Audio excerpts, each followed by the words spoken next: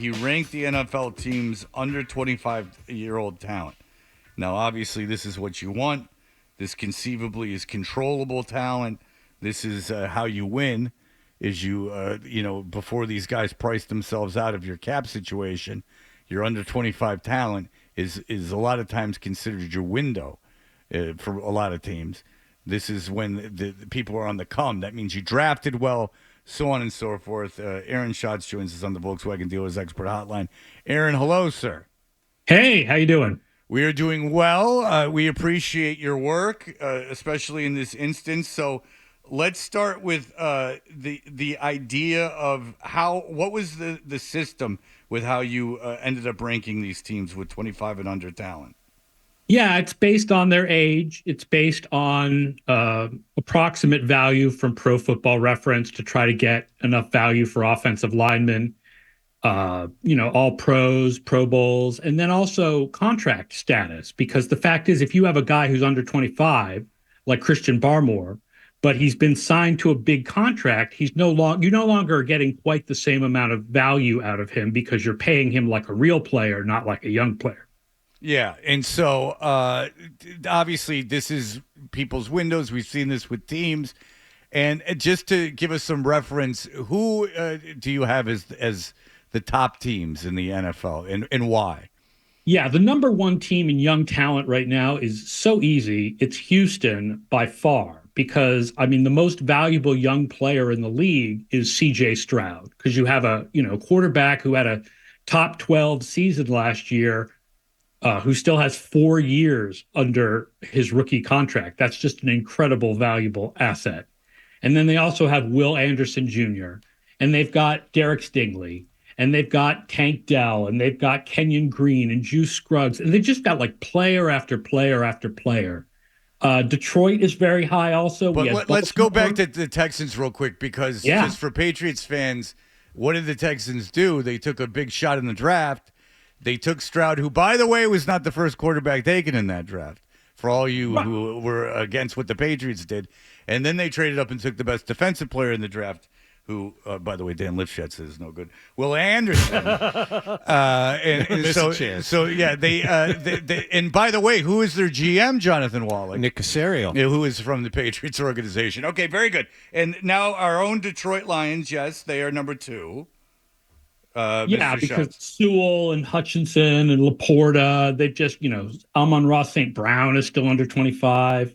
Yeah, and so they did that by drafting. Well, St. Brown obviously was. He signed a big contract, though, right? Yeah, St. Brown. Yes, he has signed a big contract. Yeah, yep. but they drafted Hutchinson high. They drafted.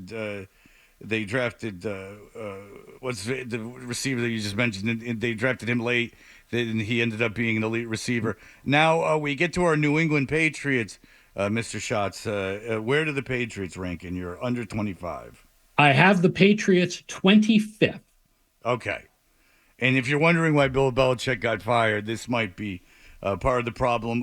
Where do they stand in terms of young talent, in your opinion? Yeah, the problem is that the 2021 and 2022 drafts, which should be the core of your team right now, did not go well. And so where do they stand? What is the hope that you have when you look at this team? Like, say, because the Lions, should have been in the Super Bowl. The Texans made the playoffs. They made some noise. How far away are the Patriots in your opinion?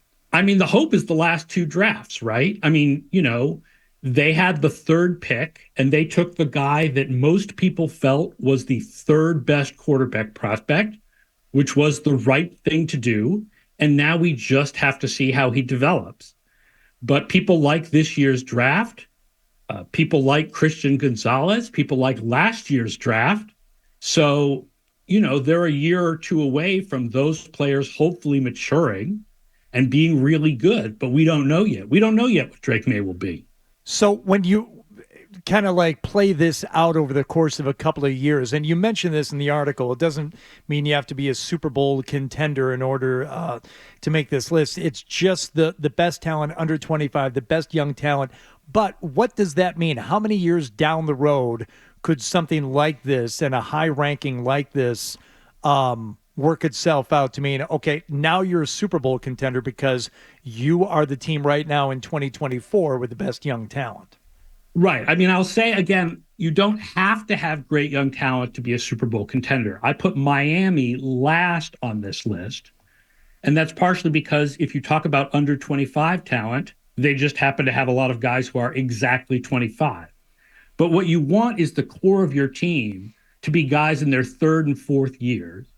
So what you're talking about for the Patriots is in about 2 years, these guys should be at their peak where they're still under rookie contracts. If May develops, if Christian Gonzalez is what we think he can be, if they draft well next year too, then they'll have a really good core of talent in 2 years. When you guys, because you are so statistically driven, when you guys look at the Patriots in reference to the other NFL teams, are you amazed at how terrible Bill Belichick was in the draft? Like, do you guys sit there and go like, oh my God, this is like statistically just awful?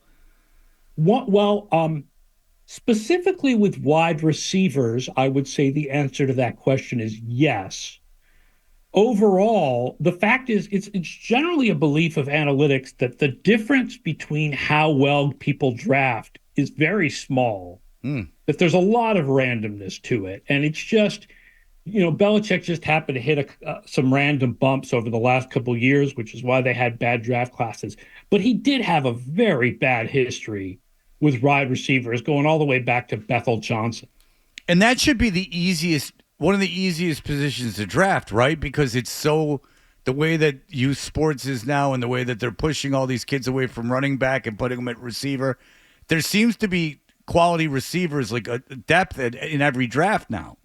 Yeah, I mean, I think a lot of it is don't draft guys who can't get separation, right? I mean, what made Edelman special, despite being a 7th-round pick, was that he could get open in a phone booth. And you compare that to N'Keal Harry, who was big and strong but couldn't get open at all.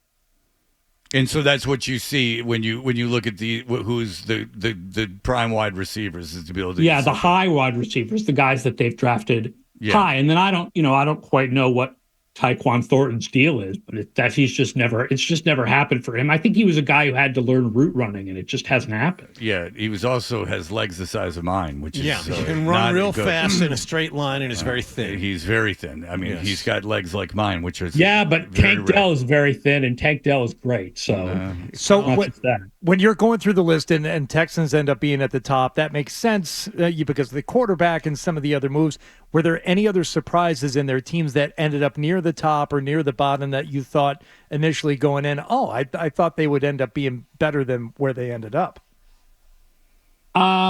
Teams that I thought would be better than where they ended up. I think Miami, because you don't realize that their talent is exactly 25 years old. But Philadelphia is in a sort of a similar situation where they have a number of players that are just over 25. So you may not realize that they're so low in young talent. We had them 29th.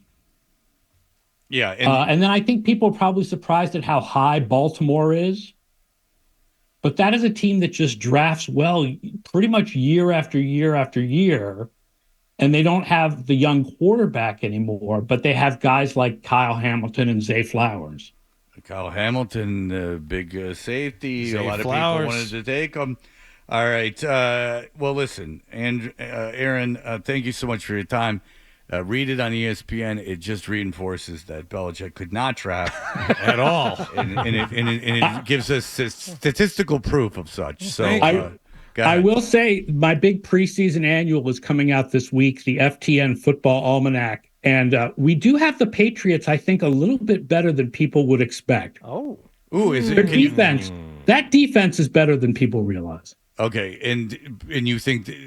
Can you give us a little hint? What your expectations for them? Just them.